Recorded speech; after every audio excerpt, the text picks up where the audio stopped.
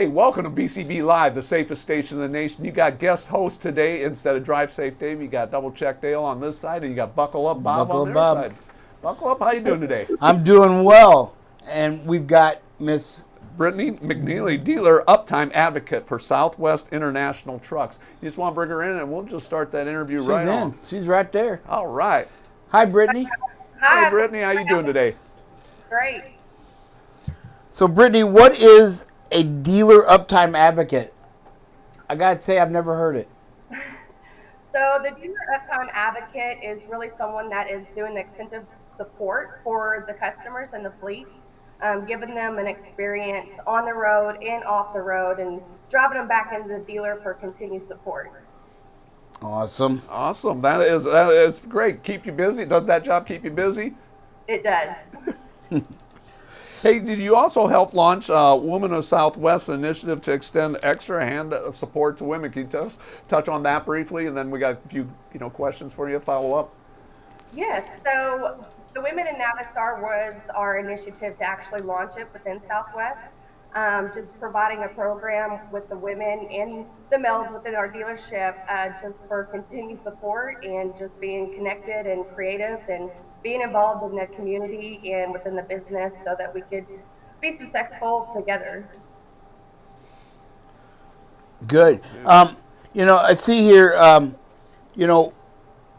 one of the things is, one of the questions is, why is it important for a company to understand the data portion of trucking, like idle time? So idle time, any of the data really that is provided through the platforms that are out there today are beneficial for a fleet to have, providing driver behavioral, idle time, mileage for IFTA compliance, advanced preventative maintenance, fleet health monitoring.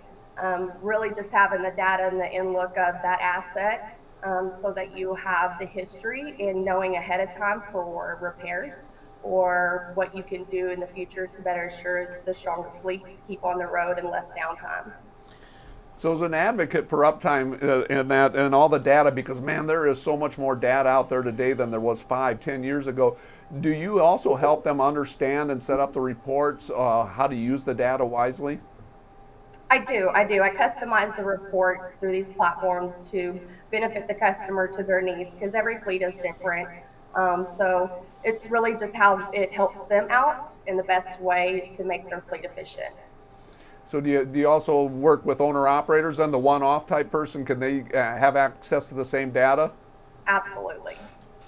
That's really good, because, as owner-operators right now, it's pretty tough times. They've got to really understand the data, get all the data they can, use it wisely to make the best decisions, because it is some pretty tough times, especially with fuel prices going where they are, and this time of year, freight being down a little bit. Of course. The ELD mandate came out in 2018, I believe it was, where you couldn't use the AOBRDs, and a lot of that was driven by law enforcement and the DOT wanting more data, right, that they weren't getting from the old ones. So what technologies have been launched to help companies better understand that data? So Geotab and Samsara are really good to partner with to have the electronic driver's log. So you can have a backlog of everything that driver's been doing and the roads and the trips that he's been taking. Yeah, I couldn't agree with you more. I know we had a existing ELD, and it was given to me to vet new ELDs, and we went with Samsara. So a big fan of theirs. Just from taking the data and not giving the driver a chance to learn and educate and not be so critical of them. In other words, we don't have to punish or discipline or corrective action, because it's more coaching that they can do and help the driver understand that they're not bad drivers, but at any certain moment it alerts them that they're in an unsafe situation, so they can correct it. Sure. And then as they start looking at it and using that data more and start to understand it, then they start to be able to run their business a little bit more wisely. Yeah, because we want to prevent one of the big things I believe that the industry needs to do is educate more than get rid of drivers. We're short, right? The industry's short. And so the more that you can educate, and we do that a lot here on BCB Live, but we want to educate, and and the way to do that is with data. I know Samsara, we've talked to customers over the years or other companies, and they said it's taken like a year, maybe sometimes a year and a half to get the right settings so that the data's really giving them a true picture of what their drivers are doing and some of their habits. Do you get involved with any of that as well? I really don't get involved on that portion of it. I just educate on what the platform can actually provide, and then I let them monitor the driver behavioral portion of it so that they can make best decisions off of that. Gotcha. Hey, so right now, like I said, times are tough, especially for owner operators can be tough. And so, how important is preventive maintenance in your line of work? Is that something that you can say that sometimes we should put it in the back burner because I really can't afford it right now? So preventative maintenance is extremely important to keep up with. It minimizes the downtime for the fleet or for that asset. I think sometimes the focus of the failure that is present and it's forgot about in the back burner because of the lack of maintenance that was put into that asset. So I really think it's important to keep those intervals up and will provide less downtime for that asset. And I'm going to quick follow up with another question because that preventive maintenance, do you see a higher trade-in value or resale value when you can show good preventive maintenance all the way through a truck's history? I would say it would be a higher value for sure if you have the maintenance records on it showing and providing that the asset was taken care of to the extent. So a lot like your personal car. I've done it. I've handed them a book, a binder with all the oil changes and all the preventive maintenance, and they said, "Really?" I said, "Yep." And you're right. You get some of them will put an extra $1,000 on just for that. But one of the things, the recalls I think every manufacturer's probably at some point had a recall in the trucking industry. Has Southwest International had any that you know of, or? I think recalls are just common across the board with any make and model. I think that addressing them early on is important because that's also the safety of the driver, the safety of the people on the road, as well as the health of the asset later down the road. Have the Southwest, are they considered one of the leaders in the safety mitigation systems on the truck, in the trucking industry? Or are they kind of the same as everybody else? Is one known? Are Southwest, or do they have maybe above and beyond the safety protocols on the vehicles themselves?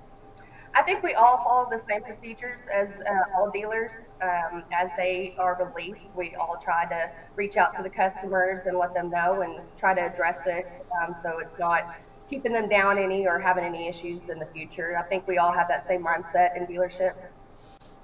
Okay. We have one of the things that we see in the industry is there's very few women in the industry. And I think that's trying to change. And again, you were instrumental, I guess, in the Southwest Initiative, right, with the women?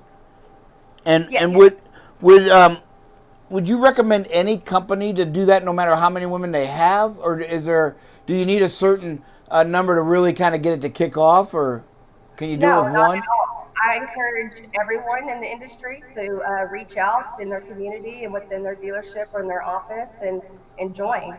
I think it's a great program to host within your little circle for sure. Yeah, I know we've promoted on BCB Live the women in trucking and go to the conferences and stuff like that. And so I do think it's, I know from our little company that, we've got about, I'll say 8 to 10 women, and they are truly Drivers. professionals. Drivers. Yeah. You're right. We got more than that in our industry, but drivers, just drivers, and they are just phenomenal with their safety records and just the caring of the industry itself. So, want to really give a shout out to all that.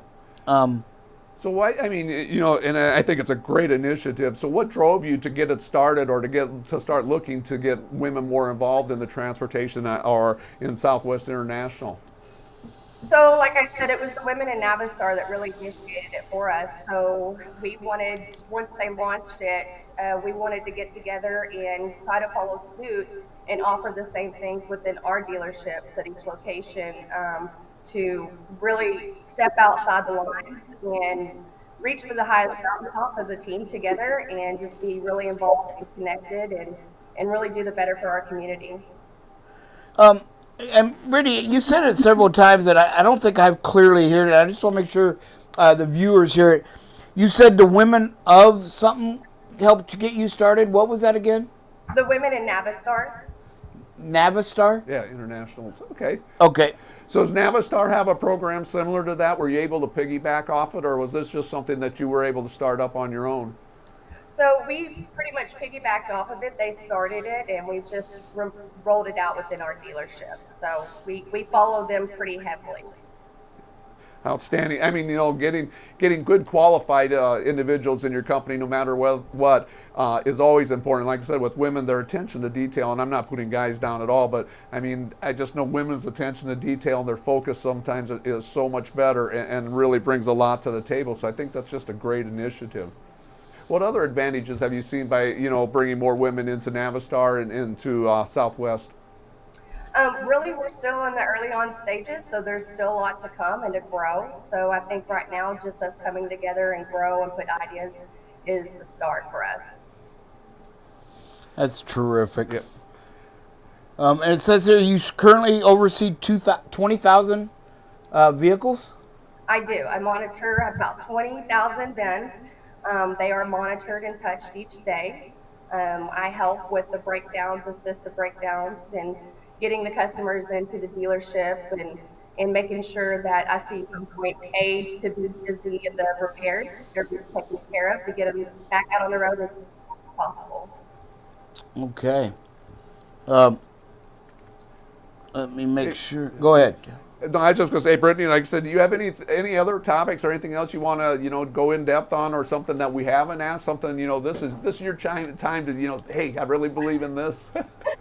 I think that's all I really had. I really appreciate y'all having me on. This was a great opportunity. Yes, and we hope to have you back.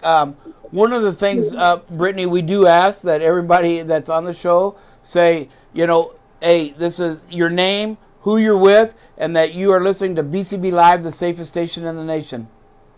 I'm Britney McNeely with Southwest International Trucks, and you're watching BCB Live, the safest station in the nation. Great job, Brittany. Great job. We hope to see you on the show again, dear. Hey, Brittany, thanks for coming on the show with us today. Appreciate you very much.